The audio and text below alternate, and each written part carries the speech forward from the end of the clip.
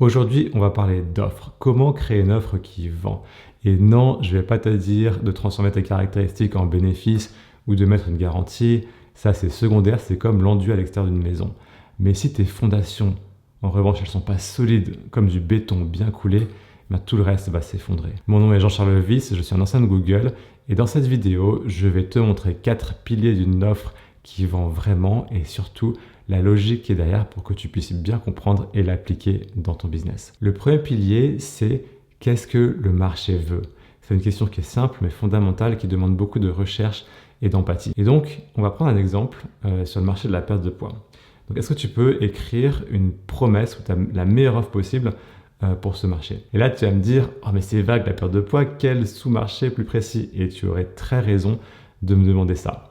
Donc on va dire qu'on va aider les femmes à perdre du poids à la ménopause, parce qu'on sait d'ailleurs qu'il y a énormément de demandes et aussi beaucoup de souffrance. Donc c'est des femmes qui ont besoin d'être aidées. Voilà, donc mets la vidéo sur pause si besoin pour écrire ta meilleure offre, et ensuite relance la vidéo quand c'est fait. Voilà, donc je suppose que tu l'as fait, et du coup, probablement tu as remarqué que c'est pas si facile que ça. Parce qu'en fait, il y a un travail de recherche. Alors je vais te montrer le travail que j'ai fait pour écrire une offre sur ce marché. Donc tu vois mon écran, c'est l'étude de marché, c'est très important. Et c'est classé par thème. Donc le grand thème, tu vois, il y a tellement de recherches que j'ai faites que voilà, c'est les rêves et les aspirations. Et donc tout ça, c'est des recherches que j'ai faites sur des sites, des forums, etc. Et en gras, j'ai mis en fait ce que les femmes veulent le plus. Tu vois, donc on voit perdre 20 kilos sans privation ni aucun médicament, rester mince à la ménopause, épanouissement. Donc en fait, on voit qu'il y a un langage très émotionnel qui revient et c'est pour ça que les forums, c'est super parce que les personnes, en fait, révèlent leurs rêves et leurs besoins les plus profonds. Et à l'époque de l'IA, de ChatGPT, en fait, ce qui fonctionne, c'est de prendre du temps, de creuser, parce que ChatGPT, ça peut être un raccourci, mais en fait, très souvent, le raccourci, c'est de faire la chose difficile, la chose qui prend du temps. Donc c'est pour ça que j'ai parlé d'empathie, c'est vraiment connaître ces personnes, quels sont leurs besoins aussi. Donc deuxièmement, quelles sont les difficultés qu'elles traversent, les douleurs. Donc là, je passe vite, enfin je descends un peu vite parce que voilà, les douleurs. Et en fait, tu vois, peut-être que tu peux être intimidé par la quantité de recherche, mais si tu veux un travail, si tu veux un résultat exceptionnel, il faut fournir un travail exceptionnel. Et on voit, il y a des choses vraiment extrêmement riches qui se détachent. Et on voit qu'il y a beaucoup de souffrance et ça donne envie d'aider ces personnes. Par exemple, là, elle dit puis tousser des traquets d'un coup, bouffée de chaleur, d'intensité sévère, qui m'empêche de dormir, douleur articulaire. Donc en fait, à la ménopause, parfois il y a tout un tas de problèmes qui se déclenchent, des humeurs plus qu'instables, même parfois des maladies, frustration, des traitements, on leur promet des traitements miracles dont la liste est sans fin, paralysé par le doute. Donc il y a énormément de choses. Et après les douleurs, voilà, elle a pris 15 kilos en 3 ans. Voilà, donc j'avance. Mais tu vois, il y a tellement de choses. Et encore une fois, ça donne envie d'aider ces personnes. Après, il y a des peurs, c'est-à-dire que il y a des femmes qui ont envie de passer à l'action, mais elles ont peur, elles n'y arrivent pas. Parce que elles ont essayé quelque chose, et puis là, par exemple, les symptômes sont revenus encore plus forts qu'avant. Et après, il y a des barrières et des incertitudes. C'est une catégorie très importante. C'est-à-dire que la personne a envie de se lancer, mais il y a beaucoup d'inconnus. Par exemple, quelqu'un qui voudrait préparer sa retraite et investir. Ok, mais dans quel fonds je dois investir? Et puis qu'est-ce qui se passe si jamais le fonds il ne performe pas? Ou est-ce qu'il y a un risque de perdre mon argent? Donc voilà, j'ai envie, mais je ne sais pas comment faire. Par exemple, je ne sais pas vers quel sport me tourner, je ne voudrais pas me froisser un muscle, etc.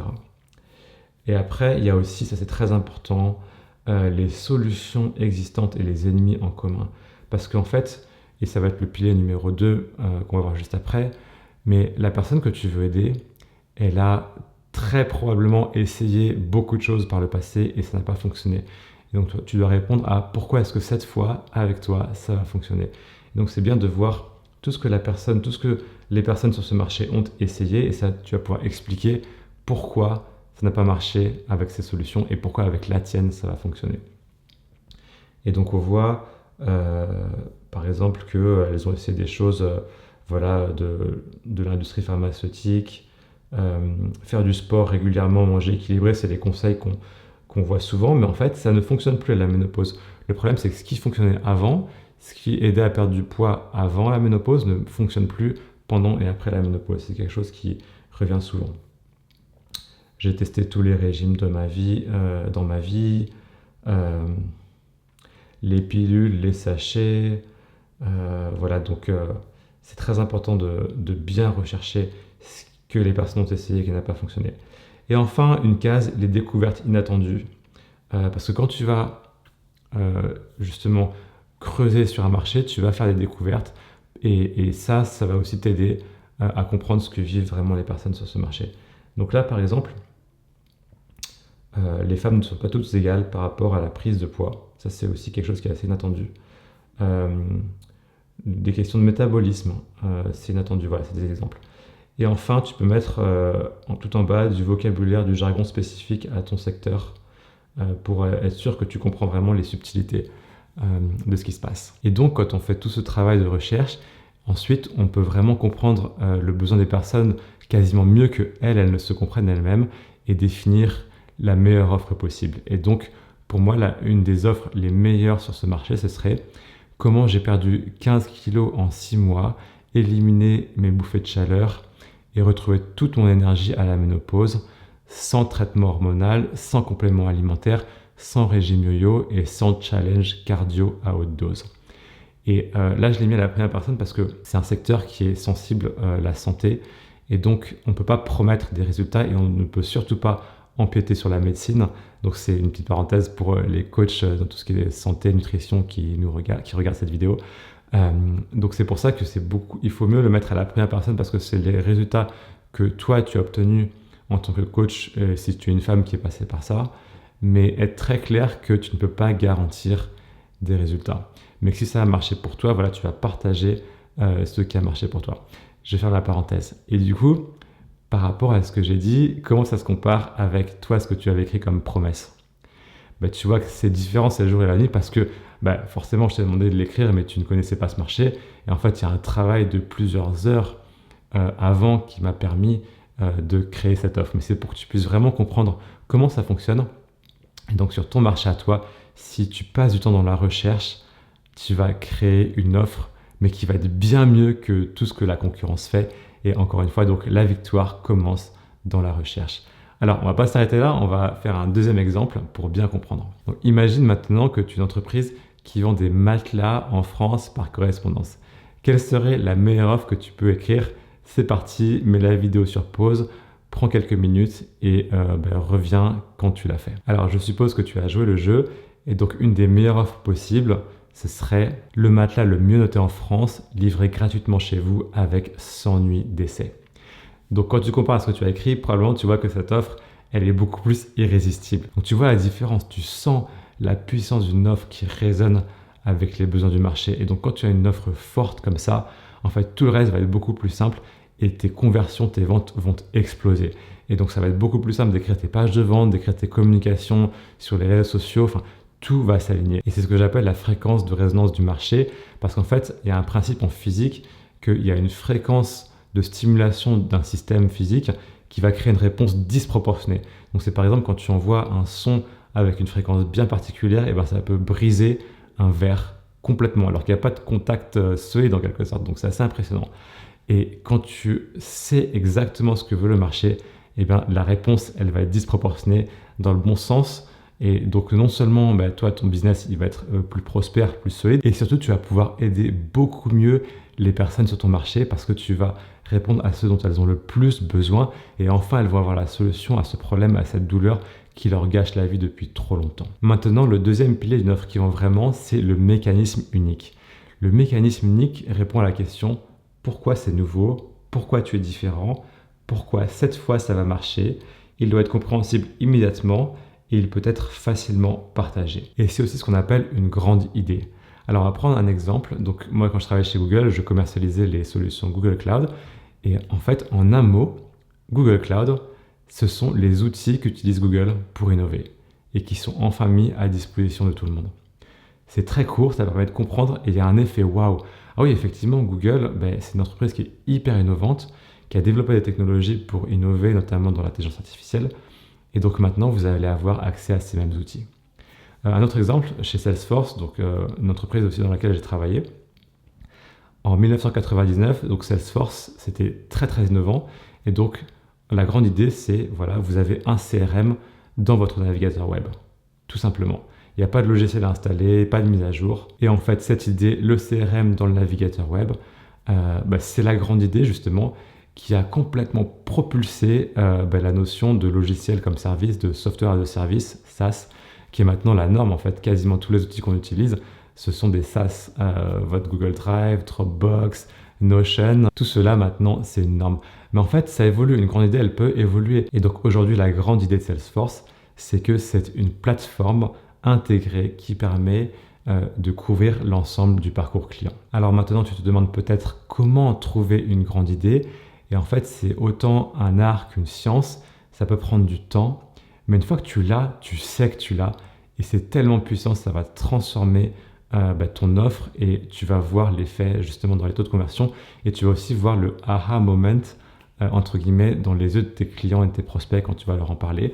Et pour t'aider à trouver une grande idée, je mets dans la description de la vidéo juste en dessous un lien vers un Google Doc pour t'aider justement à réfléchir. Maintenant, le troisième pilier d'une offre qui vend vraiment, c'est la crédibilité. Et c'est super important parce qu'aujourd'hui, il y a une crise de confiance et on est très méfiant. Et c'est normal parce qu'il y a beaucoup de bruit sur le marché et il y a aussi beaucoup de choses qui sont fausses. Et donc, si ta promesse est grande, ton offre est grande, et ce qui doit être le cas parce que tu es appelé à révolutionner le marché sur lequel tu te trouves, eh bien, il faut aussi que tes preuves soient grandes. Et donc les preuves les plus importantes, ce sont les témoignages de tes clients, les cas clients, et donc c'est classique, mais c'est très important, et c'est une priorité vraiment de demander à tes clients des témoignages vidéo idéalement, et aussi de laisser des avis sur Google. Et si c'est pas forcément facile de récupérer les témoignages clients, tu peux simplement faire un zoom avec eux, et même ça peut être un zoom en fait dans le cadre de ta relation normale, et tu vas leur demander un feedback. Et en plus ça va être spontané, et en fait après il te suffit simplement de demander à ton client, c'est super ce que tu as partagé pendant ce zoom, est-ce que je peux l'utiliser pour le mettre sur mon site? Et en fait plus de 9 fois sur 10 normalement ton client en plus qui est ravi de travailler avec toi va accepter que tu l'utilises. Et la deuxième chose très importante dans la crédibilité, c'est que quand tu vas utiliser le levier de la rareté, faut que ce soit réel. Parce qu'on sait que la rareté ou l'urgence, ça augmente les ventes. Par exemple, de dire que cette offre, elle se finit avant telle date, ou qu'il y a une réduction justement pendant telle période, ou qu'il y a une quantité limitée.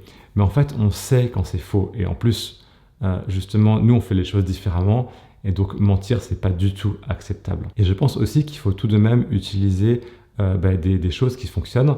Et donc, par exemple, si tu lances ton entreprise, tu peux très bien proposer une offre pour les premiers utilisateurs ou les bêta-testeurs. Effectivement, c'est logique de leur donner un prix très avantageux qui sera le plus bas jamais possible parce que justement, c'est les premiers clients, c'est ceux qui te font confiance, qui prennent un risque, qui justement vont devenir clients alors qu'il n'y a pas beaucoup de références clients. Donc quelque part, c'est gagnant-gagnant et il y a une logique derrière ça et donc là, justement, tout le monde s'y retrouve. Et je sais que très peu de personnes en parlent, mais justement, c'est pour ça qu'on est là ensemble. Et maintenant, le quatrième pilier d'une offre qui vend vraiment, c'est fais le kilomètre supplémentaire.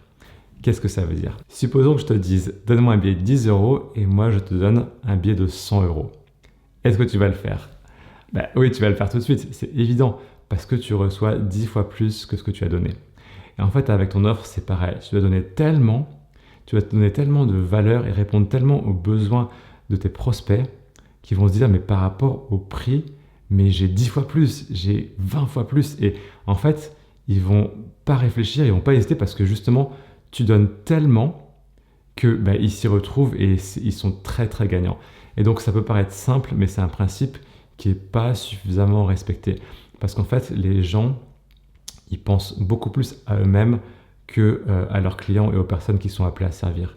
Mais si toi, tu penses à ces personnes en premier, et naturellement, tu vas avoir envie de faire le maximum. Alors bien sûr, il faut que ce soit économiquement, que ça fasse du sens. Donc c'est là que tu vas mettre ta créativité en marche. Et la question que j'ai pour toi, c'est comment est-ce que tu pourrais apporter encore plus et dépasser les attentes de tes clients sans que toi, ça te coûte plus cher en termes financiers. Et la deuxième chose que tu peux faire, c'est dans la réalisation du service et de la prestation en tant que telle, c'est de dépasser les attentes de ton client par l'excellence dont tu vas faire preuve. Et ça, c'est très important parce que tu vas étonner ton client par la qualité de ton service. Et c'est comme ça que tu n'auras plus un client, mais tu auras un client à vie, un client qui va être loyal, un ambassadeur qui va parler de ton produit, de ton service autour de toi. Et tu vas créer une viralité intrinsèque. Ça va transformer ton entreprise et bientôt tu vas avoir tellement de clients que tu vas être soit obligé de refuser du monde ou soit devoir recruter pour répondre à la demande, ce qui est plutôt un bon problème. Et maintenant, en fait, il y a un cinquième pilier pour une offre qui vend vraiment, c'est que avant d'acheter un produit ou un service, tes prospects t'achètent toi. Et c'est ce qu'on va voir dans cette vidéo juste ici quand elle sera publiée.